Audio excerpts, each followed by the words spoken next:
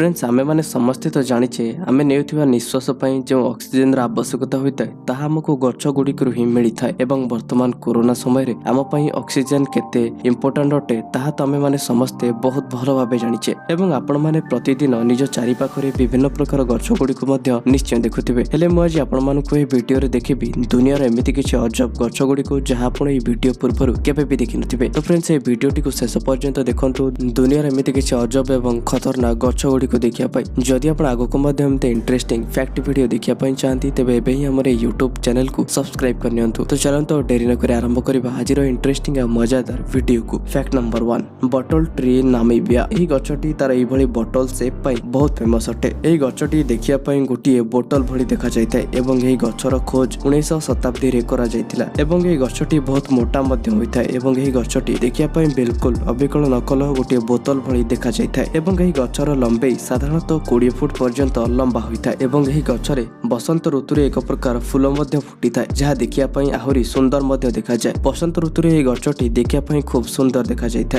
एवं एही गच्छरे अधिक मात्रा रे पानी मध्य भर्ती होई रहिता एवं एही गच्छरे सब समय रे पानी रो मात्रा रहिता एवं एहिथि पाई एही गच्छ मध्य ग्रीष्म दिने बहुत भलो भाबे बंचिता एवं एही गच्छ भितरे रहुथिया पानी बहुत विषाक्त मध्य होइता एवं कुहा जाए कि प्राचीन काल रे लोक माने निजर अस्त्र शस्त्र को विषाक्त करिया पाई एही पानी रो व्यवहार करुथिले। Fact number 2 travel tree. एही गच्छटी को ट्रैवल ट्री बदल रे ट्रैवल प्लाम ए ट्रैवल वेस्ट प्लाम नाम रे मध्य जणा जायथाय एवं एही गच्छर सबठारु खास जिनिस हेउची कि एही गच्छटी निज कोरड रे पानी को जमा करी रखिथाय एवं एही गच्छ पाखरे बसवास करुथिबा चढ़ई किंबा एही गच्छ पाख दे उडुथिबा चढ़ई एवं पोकजोक माने एही पानी पीबा पई व्यवहार करथांती जेउंति पई एही गच्छर ना को ट्रैवल ट्री दिया जायछि। जदि गोटिए शब्द रे कहिबा तो एही गच्छ पाखरे ट्रैवल करथिबा पक्षी माने होंतु किंबा कीट पतंग माने पानी पीबा पई गच्छ उपरे निर्भर करिथांती जोंति पई ए गच्छ को ट्रैवल ट्री बोली कुहा जाय एवं ए गच्छटी देखिया पई गोटी हातर पापुली भली देखा जायथाय एवं एही गच्छर पत्र देखिया पई अबिकल नकल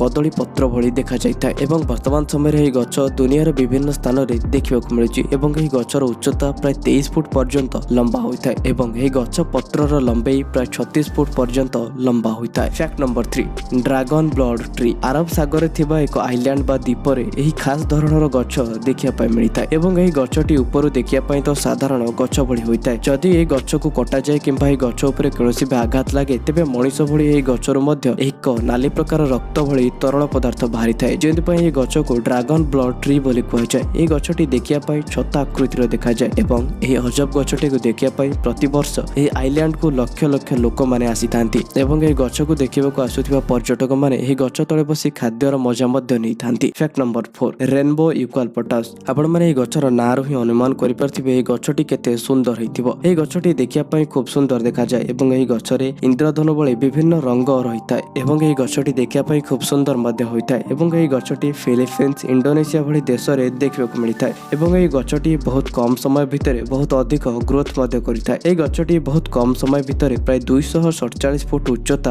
प्राप्त करिनिताय एवं एही गच्छर मोटेई प्राय 94 इंच पर्यंत मोटा होइताय एवं एही गच्छ दुर्लभ प्रजाति गच्छ मध्यरु गोटी अटे एवं सबठारु आश्चर्यजनक कथा हेउची एही गच्छ रंगीन हेले मध्य एही गच्छरु धळा रंगर कागज प्रस्तुत करा जायता। फैक्ट नंबर 5 बैनियन ट्री बा बरगछ। आपण मानकु जणे दिया पई चाहिबी कि बरगछ हम देश भारतर राष्ट्रीय गच्छ अटे एवं 1950 मसिया रे बरगछ को हम देश भारतर राष्ट्रीय वृक्षर आख्या दिया जायतिला एवं बरगछ एमिति एक गच्छ अटे जहा कि सब गच्छ ठारु अलग अटे। बरगछ निजर ही विशाल आकार एवं लंबा जीवन पई बहुत फेमस अटे एवं एही विशाल बरगछर उच्चता प्राय 10 फुट पर्यंत लंबा होइताय एवं गोटिए बरगछ प्राय 1000 वर्ष ठारु भी अधिक वर्ष बंचिबार क्षमता रखिताय एवं दुनियार सबठारु बड़ बरगछ पश्चिम बंगर हावड़ा ब्रिज निकटस्थ बोटानिकल गार्डन रे रहिछि एवं एही कारण पई बरगछ गुडी को विभिन्न प्रकार मठ मंदिर एवं रास्ता कड़ एवं गाँ मानकरे देखिया पाई मिलिताय। तो फ्रेंड्स आपण माने एही वीडियो रे देखिले दुनियार एमिति 5टी अजब गच्छ गुडी को जहा आपण होय तो एही वीडियो पूर्वरु केबे भी देखि नथिबे। तो फ्रेंड्स आपण को एही वीडियोटी केमिति लागिला कमेंट करी निश्चय जणांतु। जदि वीडियोटी पसंद आछि तो वीडियो को लाइक शेयर एवं चैनल को सब्सक्राइब करे पई भूलंतु नहीं। तो आज पई एतिकी पुणी देखाबा आ गोटे नुवा इंटरेस्टिंग टॉपिक रे नुवा वीडियो रे से पर्यंत रहउची नमस्कार।